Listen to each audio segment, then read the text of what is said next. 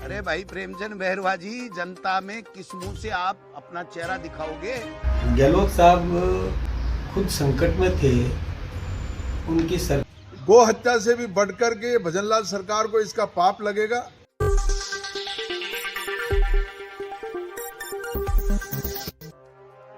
कांग्रेस राज में बने 3 संभाग और 9 जिले खत्म करने पर राजस्थान में सियासत गर्म है। कड़ाके की ठंड में राजनीतिक गर्मी कांग्रेस और भाजपा में बनी हुई है।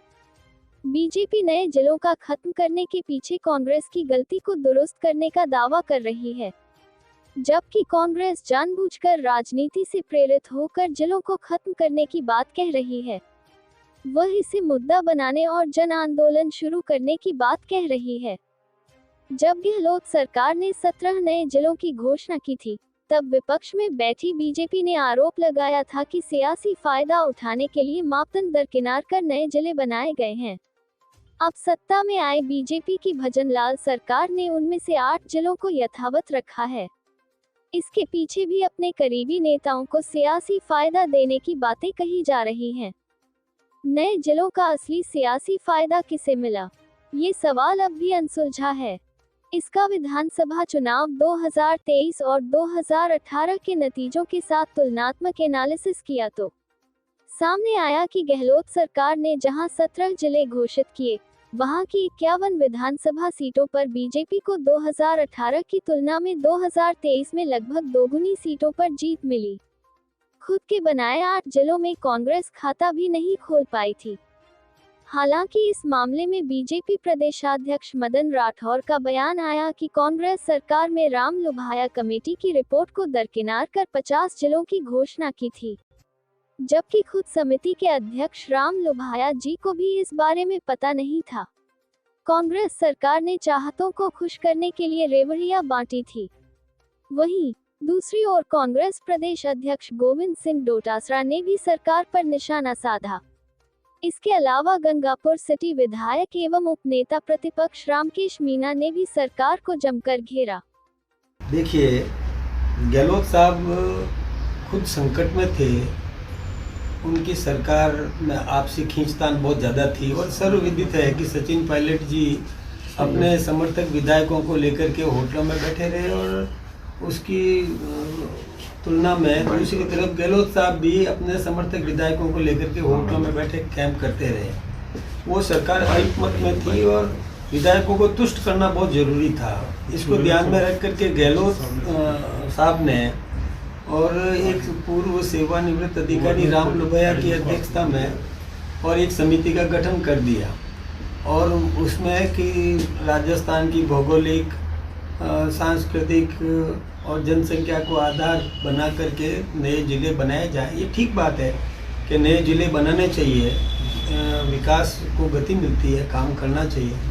लेकिन राम लुभाया जी को खुद को ही नहीं पता था कि इतने जिले घोषित कर दिए। जो राम लुभाया ने जो रिपोर्ट दी, वो रिपोर्ट तो इन्होंने एक तरफ रख दी, लेकिन चूंकि अपने जो निर्दलीय विधायक जो उनका साथ दे रहे थे, जिनके आधार पर कांग्रेस की तत्कालीन सरकार टिकी हुई थी, उन विधायकों को संतुष्ट करने के लिए उन्होंने आनंद फानंद में जिले बना दिए।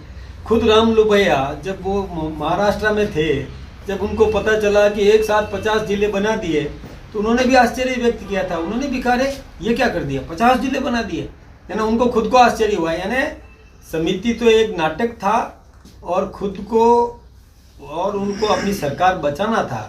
तो खुद की सरकार बचाने के लिए जैसे उन्होंने दूदू जिला बनाया, तो दूदू में निर्दलीय विधायक का सहयोग उनको चाहिए था।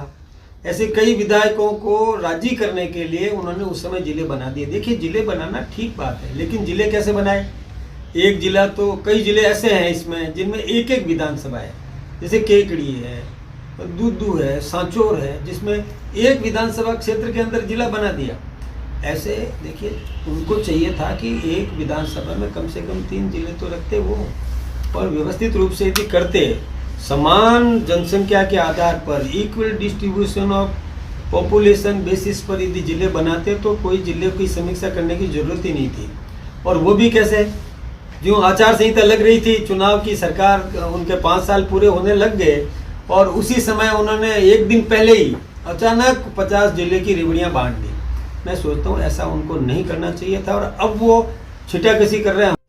अरे भाई प्रेमचंद बहरवा जी, जनता में किस मुंह से आप अपना चेहरा दिखाओगे कि आपका जिला जो वर्षों से डिमांड कर रहे थे, आपका जिला चला गया, आप उप मुख्यमंत्री हो। किस बात के उप मुख्यमंत्री हो? भजनलाल जी ने अपना बचा लिया, डीग वाला बचा लिया ना, डीग वाला बचा लिया और उप मुख्यमंत्री को निपटा दिया। तो ये जो खेला किया गया है, मैं समझता हूं ये जो 12 महीने से सरकार पूरी तरीके से विफल हो रही थी, उससे लोगों का ध्यान हटाना और जनता को कैसे परेशान करना, ये कोई बदले की भावना से कार्रवाई होती है क्या सरकारों में? गंगापुर जिले को खत्म करके इस भजनलाल सरकार ने अच्छा नहीं किया। गंगापुर जिला बनने के सभी मापदंड बहुत वर्षों से पूरा करता रहा है। अब जाकर के गंगापुर को जिला बनने का मौका मिला। अशोक गहलोत साहब की सरकार ने ये न्याय दिया था, गंगापुर के लोगों के साथ न्याय किया था। इस न्याय को अन्याय में बदलने का काम भजनलाल सरकार ने किया है। गो हत्या से भी बढ़कर के भजनलाल सरकार को इसका पाप लगेगा। गंगापुर की जनता इस बीजेपी के लोगों को छोड़ेगी नहीं, भजनलाल सरकार को छोड़ेगी नहीं। हम लोग न्यायालय की शरण में जाएंगे, संघर्ष करेंगे, इस सरकार के इस राजनीतिक निर्णय का विरोध करेंगे और हर स्तर पर सरकार को घेरा जाएगा। गंगापुर की जनता समय आने पर इसका बदला जरूर लेगी।